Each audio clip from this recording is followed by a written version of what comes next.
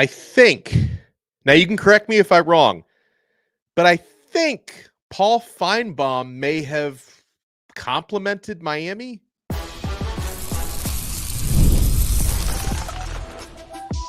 You are Locked On Canes, your daily podcast on the Miami Hurricanes, part of the Locked On Podcast Network, your team every day. I am Alex Dono, University of Miami alumnus, longtime South Florida sports radio vet and writer for allhurricanes.com. Thank you so much to the everydayers for making Locked On Canes your first listen and your first watch each and every day. We're available free wherever you get your podcasts. We're free on YouTube. We are part of the Locked On Podcast Network, your team every day. On this Memorial Day, hope everyone remembers today. I know that it's like the unofficial first day of summer, and it's the start of grilling season, but I hope we all take time out of our day today to remember, recognize, and respect all of the men and women in uniform who sacrificed their lives for this country. And to anyone out there who served, and if you have family who served, if you had family who lost their lives, God bless you, and just know you have my utmost respect on this day, and I hope we all take a few minutes out of today to remember what Memorial Day is really about, because we wouldn't be here right now if not for the brave men and women who have served this country over the years. So thank you guys so much. On this episode of Locked On Canes, we will be talking about latest rumors and reports that are linking the Utah Utes to possibly leaving the Big 12 already and joining the ACC. Do want to talk about for Miami is fall camp is going to be here before we know it. Best position battles coming up in fall camp. Got some intel on new enrollees, summer enrollees at Miami who are already turning heads out there in workouts. But we got to start with this. Paul Finebaum. Now, Paul Finebaum, SEC Network pundit, I think he's hated by a lot of fan bases out there. Miami fans have no love for Finebaum, and, he's taken pot shots at Miami University, the football program. He's taken pot shots over the years, but I think the one that really gets Miami fans upset, if you remember this one, going back probably about 4 years, it was during the Manny Diaz era. Finebaum, he referred to Miami as a third world program. That rubbed a lot of Miami fans the wrong way. Now, I think it is worth noting, over the past couple of years, Finebaum has said some nicer things about Miami, because I think he does have a lot of respect for Mario Cristobal. Finebaum is a huge Nick Saban fan. I think he and Saban are personal friends. And so the fact that Cristobal comes from the Nick Saban coaching tree, I think there's a certain amount of automatic respect that Finebaum gives to Cristobal. But, I was listening to this interview, and I want to send kudos to Alan at Canes Warning, who brought this interview to my attention on his website. And I listened to the interview this morning. Paul Finebaum was a guest on McElroy and Cubelic in the morning. Greg McElroy hosts that show, and he was primarily talking about how he feels Clemson and Dabo Swinney are, downward. They're on whether it's a slow or a quick, he believes that Dabo has fallen way too far behind with his approach to the transfer portal, doesn't take transfers, and, he thinks it's kind of chipping away at that, former Clemson dynasty, because they had a 6-year run. Clemson had a 6-year run of college football playoff every single year. They won 2 national championships under Dabo. And when Finebaum was talking about Clemson, Miami caught a stray, but in a good way. Like, I guess you wouldn't say that's catching a stray, but he said this about Clemson. He said, "We know Florida State has pulled ahead of them. There are other schools that could do that as well. Miami is one. You just have to wonder," he said, "if they get it right under Mario Cristobal, then that's another school that could inch ahead of them." Talking about Clemson, Miami inching ahead of Clemson. Now, I know some Miami fans will say, well, wait, that's already happened. Miami beat them last year. Miami did beat Clemson head-to-head at Hard Rock Stadium last year. At the end of the day, though, Clemson did have a better season. They went 9-3. Miami went 7-5. The head-to-head was great because Miami had a 4-game losing streak against Clemson, and some of those losses were ugly. One of those, they didn't let Al Golden back in the building after he got, 59-0. He lost to Clemson, and then he lost his job right after that. So, yes, the head-to-head win against Clemson was gigantic. Obviously, you could still argue that Clemson is in a better place potentially than Miami. They had a better record last year. If you go by the Las Vegas odds, for what those are worth, Clemson have the second best odds to win an ACC championship behind Florida State, and then Miami has the third best odds behind Clemson. But Paul Finebaum has acknowledged that may be something. That turning of the tides, Miami potentially jumping over Clemson, might already be happening. Now, I got to tell you, heading into this coming football season, watching what happens with Clemson, it's going to be fascinating. They lost some players to the league. They lost a couple guys outwards in the transfer portal, and Dabo does not take in any transfers. He is relying solely on incoming freshmen and obviously player development of your upperclassmen. And if you look roster to roster, we'll talk about Miami's defensive front versus Clemson's and Florida State's. I would definitely take Miami's quarterback over Clemson's right now because Cade Klubnik has been a bit of a hot mess so far. And obviously Ward comes to Miami from Washington State with really high expectations, blew me away with the way that he played in spring football. I would take Miami's quarterback over Clemson's. Folks, the stats would say you take Miami's receivers, not only over Clemson's, but over any receiving core in the ACC based on their pass production. Miami is the only team in the ACC that returns 3 top 10 players in terms of their Pro Football Focus ratings at that position. Xavier Restrepo is the top graded returning wide receiver in the ACC this year. And then Miami has 2 others in the top 10 in the forms of Jacoby George at number 9 and Sam Brown at number 10. Miami's also the only team in the ACC that has 2 of the top 5 returning running backs in the league. Damian Martinez obviously not returning to Miami, but returning to college football, transferred over from Miami, and Mark Fletcher also cracks that top 5 as well in terms of Pro Football Focus ratings. And if you go over to the defensive side of the football, now obviously for Miami, the question mark is the defensive secondary. Miami's defensive backfield is not as proven in terms of pass production. But if you go by pass production with Miami's defensive line, shout out to David Lake from Inside the U for putting this together. Miami actually has more returning sacks on their defensive line than both Florida State and Clemson from last year.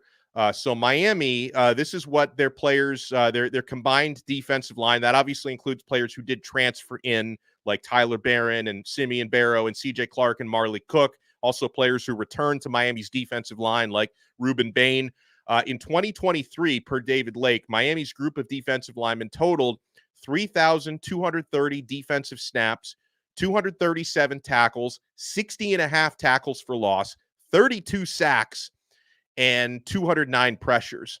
Clemson's returning defensive line, a lot less experience and proven experience than Miami's. Now, past success is not always an indicator of future success, right? Because there are other X factors that go in there, like player development. And I will say on Dabo Swinney's behalf, he's a proven developer of talent, right? Player development, obviously units staying healthy, not having mass injuries is another big factor there. But you remember those numbers I gave you for Miami's defensive line. Clemson's defensive line returns a total of 1,484 defensive snaps. That's almost 2,000 less than Miami's total defensive snaps on the D-line. 101 tackles, 23 tackles for loss, just 6.5 sacks compared to Miami's 32 and 94 pressures. Florida State's defensive line, who, by the way, I think is going to be really good. Like, I'm not trying to say, oh, Florida State's D-line is going to stink and Miami's is better than every. I think Florida State's D-line is going to be really. Clemson's, I'm not sure about. Florida State's D-line, I think is going to be good, but these numbers are interesting. So Florida State returns 3,106 defensive snaps. That's about 100 less than Miami's. 225 tackles. That's 12 less than Miami's unit combined. 44 tackles for loss. That's 16.5 less than Miami's. 22.5 sacks. That's 9.5 less. And 151 pressures. Now, FSU obviously lost a couple of tremendous defensive linemen to the NFL in Verse and Fisk. I like their pickup of Marvin Jones Jr. in the transfer portal. He had a really good spring. I think he's going to be really good there. But those stats where Miami, you just go by the numbers of past production, better numbers in past production on the defensive line than both Florida State and Clemson. It gives you an idea of just how hard Mario Cristobal and his staff, including Jason Taylor, Big Joe Salavea, how hard they've worked to assemble what promises to be a really good defensive line. And if you can win in the trenches, you can win a lot of football games. That's the bottom line. If you have a better offensive line and a better defensive line than most of the other teams you face, you're going to be in pretty good shape to win a lot of those games. Now, it wasn't only Finebaum who, again, he thinks basically, if you take Finebaum's words, he thinks Miami could be top 2 in the ACC this year. I asked if he threw Miami a compliment. I would say yes and no, because it was like Miami caught a backhanded compliment when he was using Miami as a prop to talk about how Clemson is declining, but I will take the backhanded compliment. Miami also got an interesting prediction, and I would say a compliment from Andy Staples of On3. I want to talk about that. I do want to talk about what we've been hearing on early enrollee, well, not early enrollees, summer enrollees at Miami who are turning heads in off-season workouts. You want to keep it locked here, my friends. We're only getting started. We're live, by the way. You're watching us live on YouTube here on this Memorial Day. Make sure you smash that like button. Make sure you subscribe to Locked On Canes on YouTube. And if you're listening to the audio version, fantastic. Make sure you subscribe on Apple Podcasts, Spotify, wherever you get your pods. And we're nowhere near done, my friends. We keep it rolling here on this Memorial Day Monday on this brand new episode of Locked On Canes. You want to keep it locked. And I know you're keeping it locked to eBay Motors. Passion, drive, and patience. The formula for winning championships is also what keeps your ride or die alive. eBay Motors has everything you need to maintain your vehicle and level it up to peak performance. Superchargers, roof racks, exhaust kits, LED headlights, and more. Whether you're into speed, power, or style, eBay Motors has you covered. With over 122 million parts for your number one ride or die, you'll always find exactly what you're looking for. And with eBay Guaranteed Fit, your part is guaranteed to fit your ride every time or your money back. Because with eBay Motors, you're burning rubber, not cash. With all the parts you need at the prices you want, it's easy to make your car the MVP and bring home huge wins. Keep your ride or die alive at ebaymotors.com. Eligible items only, exclusions apply. eBay Guaranteed Fit, only available to U.S. customers. Thank you so much for making Locked On Canes your first listen and your first watch today. Hey, Locked On has launched the first ever national sports 24/7 streaming channel on YouTube. And now it's also available on Amazon Fire TV in the free Fire TV channels app. It's called Locked On Sports Today, and it's here for you 24/7, covering the top sports stories of the day with the local experts of Locked On, plus our national shows covering every league. Find Locked On Sports Today, now available on the free Fire TV channels app.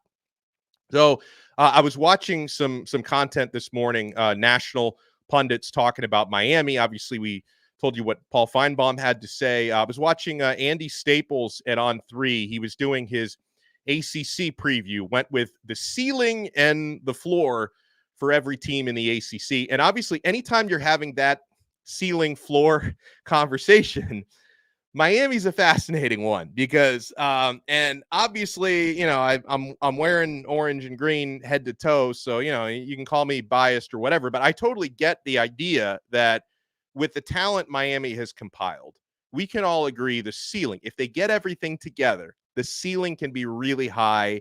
However, we know the reputation of Cristobal with the game day coaching. We know anytime you're bringing together so many new players, because Miami did obviously add some impact guys through the transfer portal. They have to figure out how to play together, right? So those are variables. Those are variables that can make the floor low. We can all agree the ceiling is high. And talking about that ceiling, Andy Staples, he set Miami's ceiling as a college football playoff team and a team that could possibly actually win a college football playoff game. I don't think he was quite as bullish enough to put them like in the championship game, but he did say, if they can get everything together, a potential national semifinal type team.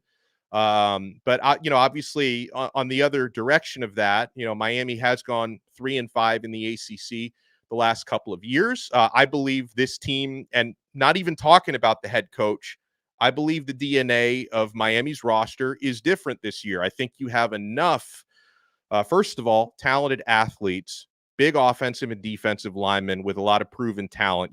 You're littering the roster with 5- and 4-star recruits at the rate we haven't seen here in a very, very long time.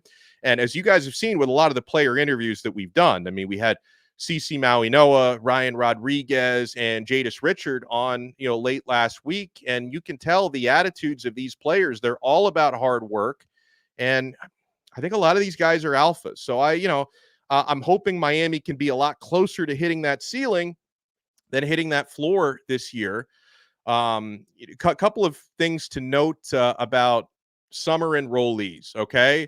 Couple of things that I've observed, and we've talked about a little bit the last few days, but probably not enough. I mentioned Chance Robinson from St. Thomas Aquinas, the wide receiver. He didn't have the benefit that Nykar and JoJo Trader had of coming in the spring, being able to partake in spring football because St. Thomas Aquinas didn't allow their players to graduate early. Chance is on campus now, and he looks fantastic. I think people are being reminded of the fact that this is someone who physically looks like he's going to be able potentially. Now, Miami's got a good receiving core at the top. So for the young guys, you're going to be fighting for playing time and fighting to get on the field. But Chance Robinson looks like somebody who can contribute to this football team pretty quickly. He's someone who has impressed me.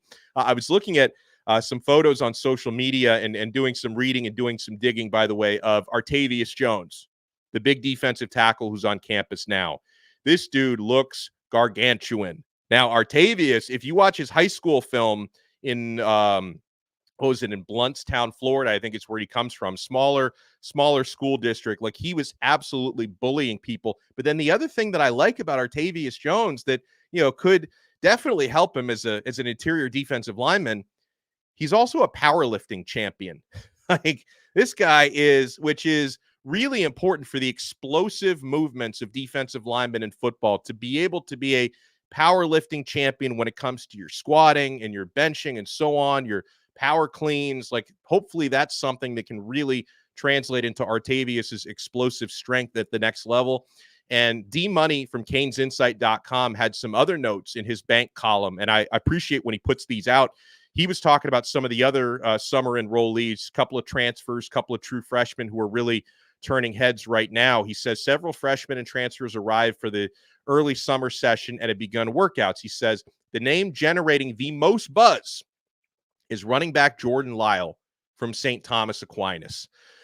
Boy, is that music to my ears. For those of you who are the true everydayers, right? The people who don't miss an episode, you've probably heard us more than a few times singing the praises on Locked On Canes of Jordan Lyle. In fact, going back several months when Bruce Warner and I, on a Truth Teller Tuesday, when we were joined by Don Solinger, if anyone remembers that interview, when we were joined by Don Solinger, legendary former Miami running backs coach, Coach Solinger had a chance to meet during the last high school season. He met Jordan Lyle, has had a chance to watch him play, study some of his film, and I would consider Don Solinger to be a pretty darn good judge of running back talent, and he was blown away. He was blown away not only by the on-the-field stuff from Lyle, but just the type of man, the type of person, the type of competitor he is. So can you imagine if Miami's in a really good situation at running back? I mentioned earlier, if you go by the Pro Football Focus ratings, the Hurricanes are the only ACC team that have two of the top 5 returning running backs in the conference, with both Damian Martinez and Mark Fletcher making that list. And I'm not forgetting about some of the others, right? Chris Johnson, he's the one who carried the load for most of spring football, was partaking as Miami's starting running back. If they need him at that position, I think he could play that role as a Swiss Army knife. Elijah Lofton had a really good spring, the true freshman tight end, playing some running back as well. A.J. Allen had a pretty good year last year at Miami. He was injured during spring. He's going to be good to go for fall camp. And then, can you imagine if Jordan Lyle and Chris Wheatley-Humphrey can play a factor as well? And if Lyle is a guy who's turning heads right now, whether he plays a big factor this year or not till 2025, that is a great sign. That is a great sign for a team that has not had a 1,000-yard rusher since Mark Walton did it in 2016. To set yourself up where Damian Martinez comes in off of a 1,200-yard season last year, so he's got an opportunity to hit 1,000 yards. If Mark Fletcher can stay healthy all year, can get healthy, I should say, before the season starts, he could be in that conversation. Maybe a year or two down the road, Jordan Lyle could be in that conversation as well, because it's been way too long. It's been, almost 8 years since Miami's had a 1,000-yard rusher. Hopefully we can start breaking that streak every single season. So Jordan Lyle, D-Money said, is expected to make an instant impact. Love that. How about defensive tackle Simeon Barrow, transfer from Michigan State? He says Barrow's professional approach, Diani Hill's speed, and cornerback O.J. Frederick's athleticism have also drawn raves. Of course, that's important for Barrow. Barrow, a very productive player in the Big Ten the last couple of years with Michigan State. He's someone Miami really not only wanted to get a productive player at defensive tackle, which Barrow checks off that box, but I think Miami also, they really wanted a leader there. And I think they have another one in C.J. Clark. I would put C.J. Clark from NC State in that conversation as well. But, to bring in an experienced guy, he's got 1 year left in college, Simeon Barrow, to hear that his professionalism in turning, because we heard the same thing about Cam Ward. I mean, when Cam Ward first arrived in January, this was before anyone watched him in spring practices, talking about off-season workouts. When Cam Ward arrived in January, he was turning heads with his leadership. That had become a big topic for Cam Ward. It's good to hear that about Barrow as well. O.J. Frederick just enrolled from high school, to hear that his athleticism is turning heads. And then Diani Hill, who we just don't know as much about coming out of Marshall, to hear that transfer, he's impressing people with his speed is good. Maybe Hill can be another one you throw into that conversation as possible kick and punt returners. I think Miami has some options there as well. All right, so folks, we're going to answer some questions from you guys, from the Locked On Canes insiders, when we come back. Guys, if you want to sign up and try it out, click the link in the show description below. Become a Locked On Canes insider. Text messages you get directly from my phone to yours and vice versa. You can ask me questions to answer on episodes, breaking news, recruiting scoops. Try it free for 14 days. Click that link below, become an insider. And then if you like it, after 2 weeks, you can opt in for $4.99 a month. We give you a lot of added value on there on the Locked On Canes insiders. Want to answer some questions you guys have about possible college football conference realignment. Utah has been linked to the ACC. You want to keep it locked right here. We're not done yet on this brand new episode of Locked On Canes.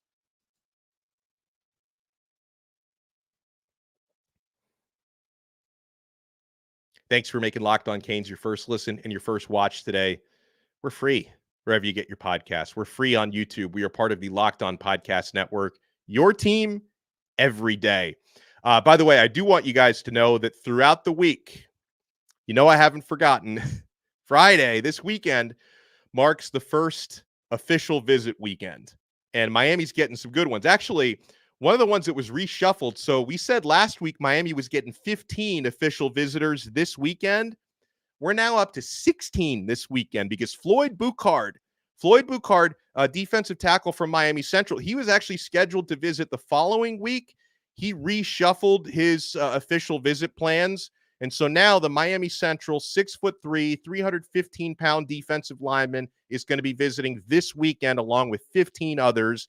And, I know if you look at Buchard's 24/7 profile, you'll say, oh, it's a 3-star guy. A couple of months ago, didn't have any stars. People are just starting to scout this guy. If you think Floyd Buchard, and I don't know if Miami's going to get him or not, so I have no reason to pump this player up. I'm just telling you the truth. I mean, if he ends up going somewhere else, God be with him, whatever. But I'm pumping him up because you may look at it and say, Buchard, 3-star player. Look at the other schools he's officially visiting in June, okay? He's also visiting Alabama, Oklahoma, and USC. So this is someone who, just based on offers and visits alone, is probably going to get his 4th star before this process is over. And he's going to be visiting Miami the first OV weekend this month. And obviously Miami is going to try to fight off the interest from USC. Will be his next visit, and then Oklahoma.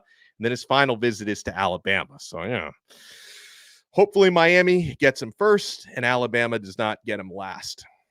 Let's answer some questions. We get a question from Big Canes fan who says, with it looking like FSU, UNC, and Clemson will leave the ACC first, will Miami stay in the ACC? If they do stay, will making the playoffs, or I would say would making the playoffs every year, make up some of the lost revenue? Yeah, I mean, to answer the question, yes. If Miami were to, obviously this is, let's see if they could actually do this. But if Miami were to get, let's say, left behind in a diminished ACC, the ACC would still theoretically have the college football playoff tie-in. Here's the thing, if a bunch of good programs leave, would they potentially lose that tie-in? Could ESPN and the CFP renegotiate that and not have automatic bids? But yes, to answer your question, the ACC does give extra payouts based on college football playoff berths and success. So yeah, it would offset some of that revenue, but big Canes fan, I don't think you would offset enough of that revenue. There would still be a gap. Like if you would stay around for the foreseeable future in a diminished ACC after Florida State, Clemson, North Carolina have gone off to the Power 2, you could theoretically make up a chunk of that revenue by getting to the playoff, but there would still be a revenue gap. I don't think there's any question about that. We get a question from the original Cat 5 Kane, who says, Dono, with some rumors swirling about Utah to the ACC, I would like to pitch a hypothetical. If the ACC could somehow talk FSU and Clemson into staying, as well as add Utah, Notre Dame, and let's say someone like Oklahoma State, would that then make the ACC a big three with the SEC and Big Ten? If I go strictly by your elaborate hypothetical, if all those things were to happen, yeah, it's a really darn good conference, right? If you could have a Miami program that's on the rise, and if you could keep Florida State and Clemson and add Utah, I hope you guys appreciate what Utah has done on the field for the past several years. That's a great football program right now. Kyle Whittingham has done an awesome job there, and that Utah team is built in the way, we hope Mario Cristobal is building Miami, really the spine of that team. Great defense, offense and defensive line. Utah's a great program. The problem with your hypothetical is I don't see it happening. Like, I feel like with this litigation, Florida State and Clemson, I don't think you're mending those fences. I don't think you're putting that genie in the bottle. I think the collision course that they're on legally, there's only two ways this can go. And one of those ways is Florida State and Clemson outright beat the ACC in court, or they settle outside of court. I don't think you're ever going to convince them to stay. They've got their reasons, concerns over the revenue gap. I just don't think you can mend those fences. And also, I don't think Notre Dame is not ready to throw away their independent status, as long as they've got, because not only do they have a very good deal with NBC Sports, but they also do get like a decent, even as like a partial ACC member, they get a decent cut of revenue from that ACC TV deal. And, if the ACC were to become a diminished conference, or if the ACC were to collapse, I don't see that happening anytime soon, but maybe in the next several years, if the ACC were to collapse, I think Notre Dame would just form a scheduling agreement with a different conference. They have a scheduling agreement now with the ACC. I think Notre Dame would just throw that in the garbage and then form a scheduling agreement either with the Big Ten or the SEC. So I don't see Notre Dame coming along. But, if Utah were to enter the ACC, I think that would be like the consolation prize of like, hey, we lost Florida State, but we got Utah. I think that's what it would be. And, the Utah thing is puzzling to me because they just joined the Big 12. But it's been my understanding for the past several months that they didn't really want to join the Big 12, that it was just kind of their only option at that point when the Pac-12 was getting destroyed and imploding from within. I can understand how, like, people don't know that. I talked about this morning with Kenton Gibbs on Locked On ACC. The PR for the ACC is so bad right now because they're getting sued by Florida State and Clemson. Like, the PR is terrible, but people don't realize the ACC actually gets a bigger cut of revenue per school than the Big 12. Like, some people think, oh, well, the Big 12, surely they're in better financial shape than the ACC. Better PR, not really better financial shape. So the ACC actually has more TV money than the Big 12 does. So I think that's one of those things that makes the ACC attractive to Utah. That's what the reports indicate anyway. However, I can understand how the instability of the ACC could be unattractive to Utah. So they've got to kind of weigh their options and see, like, hey, if we really do leave this conference we're just about to join for a different one, maybe we're entering a situation where we can make a little more money, but are we entering a more stable situation? I think that's what they would have to figure out right now. if that answers your question. Got a couple more I want to get to real quick. We get one from Tim that says, hey, what will be the best position battles for Miami in fall camp? Yeah, because we had some position battles that were, kind of settled in spring, but several that weren't.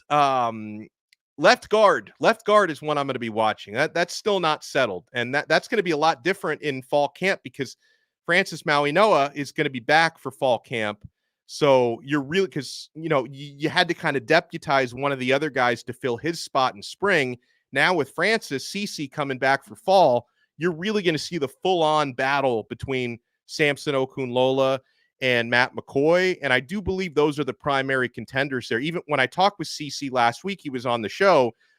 He spoke very highly of both McCoy and Pancake Honcho, which gave me the impression that it's still a very tight battle between those two. So I'm looking forward to watching that one.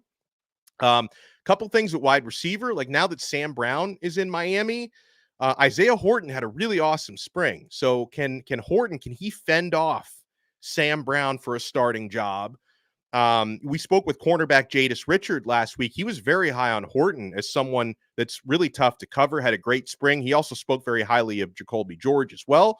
But he talked about Horton as being a really fast riser. So I wonder how the Brown addition is going to factor in with Horton. There's some things at corner, Jadis Richard and Damari Brown at corner. That's going to be another one to watch. Is one of those guys going to win a starting job over the other one? How about linebacker? Can Jalen Alderman, can he battle Wes Besaint? Because I think most of us feel that Besaint probably keeps his starting job, but I haven't really watched Alderman yet. I watched him at Louisville. Obviously, we haven't seen him practice yet. So this is a guy who started every game on a really good Louisville defense last year. So how much can he push Wes Besaint in fall camp? Those are some of the battles we're going to be watching. I guess I'll still be watching backup quarterback. It's a lot different now than it was in the spring. You had Jakari Brown as a part of that battle. He's transferred to UCF. So I'm going to be looking at, does Reese Poffenbarger, does he get that second string job because you want to redshirt Emory? Or if it is really a true battle, does Emory Williams have a chance to win that backup job straight up? That's going to be an interesting one to watch because both of them had their moments in spring. Like there were some times in spring practice where Poffenbarger looked really good. And then it seemed like late in spring, like Emory might have been passing him. And then in the spring game, Poffenbarger got second team reps, but he didn't have a very good spring game. Emory had a pretty good spring game. So that's going to be one to watch as well. Man, guys, I feel like we had so much more to talk about that we didn't even get to on today's episode. So if you want more from us this week, I'll be here every day no matter what. But if you want more this week, make sure you smash that like button and subscribe to Locked On Canes on YouTube. Thank you so much for making us your first listen and your first watch today. By the way, for those who love the audio version, spread the word because the audio version is great. You can take us with you in the car, listen through your Bluetooth speakers, listen to us when you're on a jog or on a walk or doing whatever, cleaning around the house. Make sure you subscribe on Apple Podcasts, Spotify, or wherever you get your pods. Mrs. G15 asks, are we sold on our center? I think so. I think Carpenter's probably going to be the starter. The thing is, like, is he going to be as good as Matt Lee? We'll find out. I don't know. I don't think so, but I think Carpenter's going to be, I don't know if there's going to be much of a battle there. But I am a big fan of our guy. Ryan Rodriguez joined us on the show on Saturday, and he's probably the backup center. Maybe he can get an opportunity to win the starting job there, but I'm pretty sure Carpenter's probably going to win that. But folks, we'll talk to you again next time. Thank you so much for making Locked On Canes your first listen and your first watch today. We'll talk to you tomorrow on another episode of Locked On Canes, part of the awesome Locked On Podcast Network. Your team every day.